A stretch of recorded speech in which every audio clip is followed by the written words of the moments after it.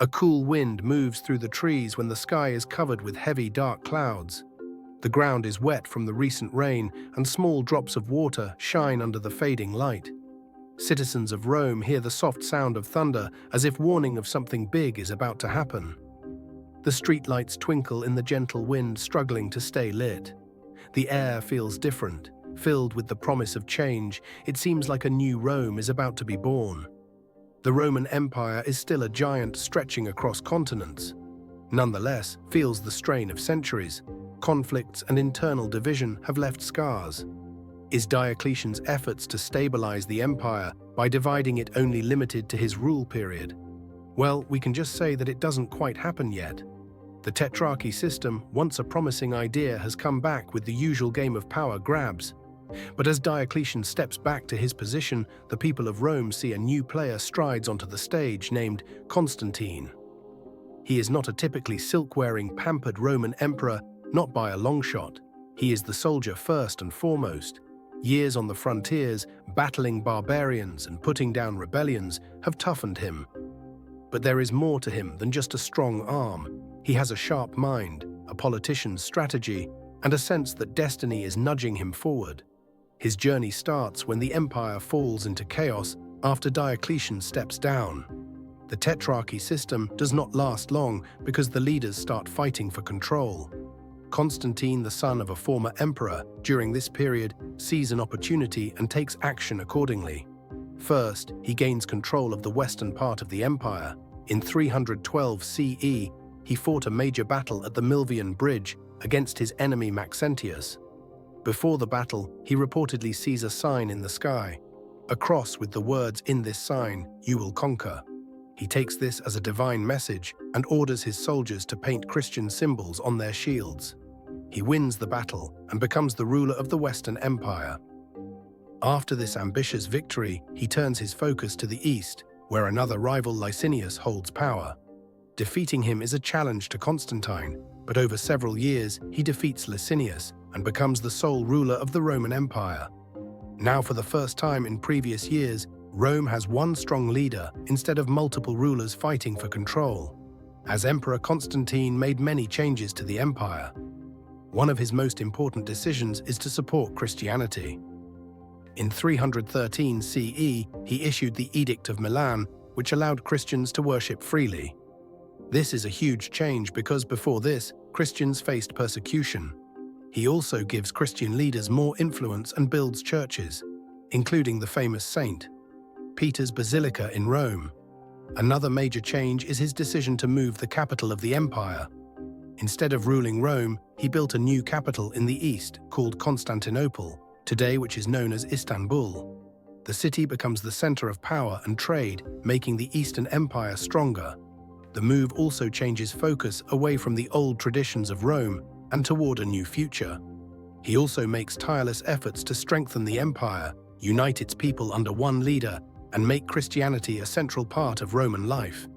His decisions shaped the future of Rome and laid the foundation for what later became the Byzantine Empire. Through Constantine's continuous efforts, the Roman Empire gained religious freedom.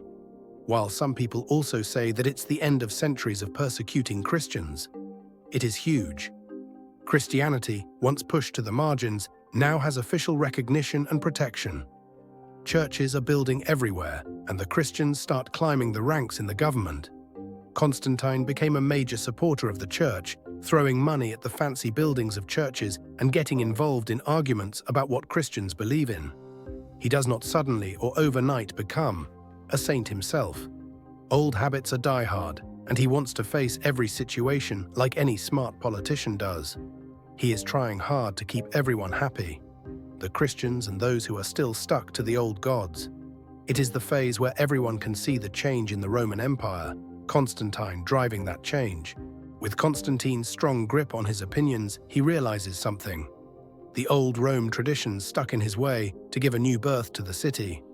So he starts work with the perfect spot, his new capital, a crossroad between Europe and Asia. His project to make a new capital is no doubt a long-term project, because it takes time to relocate people and build everything from scratch. It is a massive undertaking. He looks toward the east, where trade is strong, the population is larger, and the economy is better. He finds the perfect location, Byzantium, a small but well-placed city on the Bosporus Strait. This spot is ideal because it connects Europe and Asia, controls important trade routes, and is easy to defend from attacks. He named his new capital Constantinople. He believes that the new city is more than just a military or trade center. As a Christian emperor, he wants to build the city with Christianity as its heart. Grand churches, Christian symbols, and religious leaders will shape its identity. He also wants Constantinople a place of culture, wealth, and learning.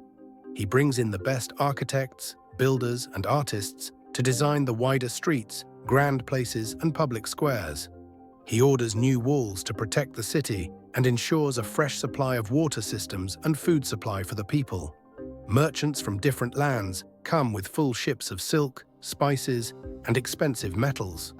The markets are busy with traders speaking in various languages, striking stocks, and exchanging goods. Scholars get together in the city, bringing new ideas, studying ancient books, and teaching students who come from far and wide. Artists and craftsmen create beautiful statues and paintings, making the city a hub of creativity. The creation of Constantinople conveys a powerful message to the world. The Roman Empire is moving its priority, and Rome is no longer the power of the center. Power is moving to the east, the crowded and healthy provinces of Asia Minor and the Eastern Mediterranean. These regions hold more people, more resources, and more opportunities. The emperor knows that this is where the future of the empire lies. This move changes everything. The Western Roman Empire, already struggling with weak rulers, economic troubles, and attacks from invaders, could not keep up. As Constantinople grows stronger, Rome continues to weaken. In time, the Western Roman Empire is completely ignored. But the Eastern Empire, Constantinople, expands. It stayed strong for another 1,000 years, changing and growing until it became what history knows as the Byzantine Empire. From this city, emperors rule, armies march, and history is made. Constantinople is not just a city, it is the beginning of a new chapter for Rome. This transformation not only changed the city's tradition, but also impacted the emperor. He becomes increasingly involved in church affairs, removing the lines between what's government business and what the religion's people have to do. In 325 CE, he even called the Council of Nicaea.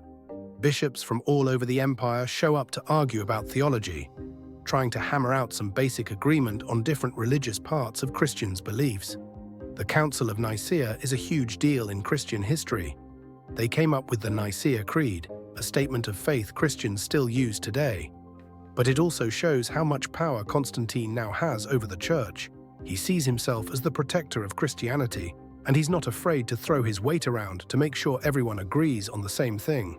In 337 CE, Constantine died. What did the Roman Empire leave? It's almost unrecognizable as compared to what he has been winning for the past several years. He turns Rome completely into a Christian empire. He is not only shifting the power to the east, but also providing the stage for a whole new era. Constantine's legacy is both important and complicated. Some see him as a great leader who saves Rome by making big changes. He moved the center of power to the east, supported Christianity, and reformed the government to make it stronger.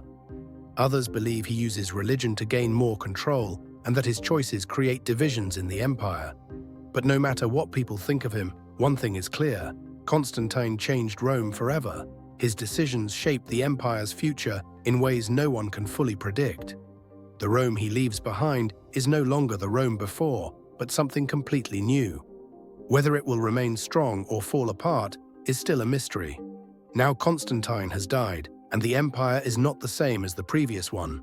The old capital, Rome, is no longer the center of power. Instead, Constantinople becomes the heart of the empire, full of merchants, scholars, and priests who continue their inspiration for a Christian empire. His changes form the way people live, rule, and worship. Strong walls protect the empire, but new challenges begin to appear. Trouble is building beyond Rome's borders. The empire may look strong, but its future remains uncertain as no one can predict the future surprises of destiny.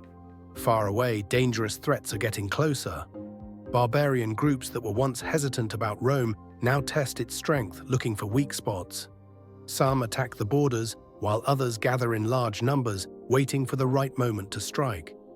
People talk about war and takeover and are worried that the empire may not be as strong as it once was. Even with all of Constantine's changes, the future is still uncertain to the citizens. Will the empire's new defenses and leadership be enough to stop the coming danger? Can this new Rome survive, or will the storm on the view destroy everything Constantine built?